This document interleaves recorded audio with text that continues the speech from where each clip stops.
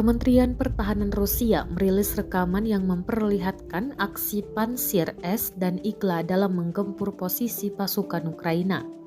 Rekamannya dirilis di Telegram resmi Kemhan Rusia pada Senin 9 Januari 2023. Dalam narasi unggahan disebutkan, inilah tandem pertahanan udara oleh Igla dan Pansir. Awak sistem Pansir S dan Menpet Igla dari unit Marinir Armada Pasifik melanjutkan aksi mereka ke arah Donetsk Selatan. Unit bertugas untuk mendukung infanteri dalam kemajuannya ke arah Ukledar. Pasukan Rusia mengklaim telah menghancurkan lebih dari 20 target per hari.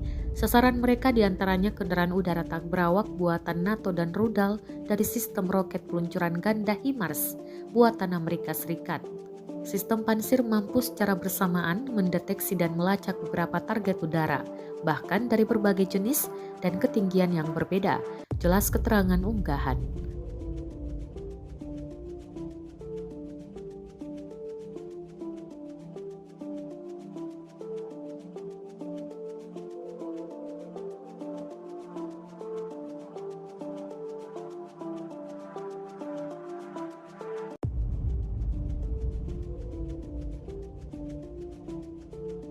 Terima kasih sudah nonton.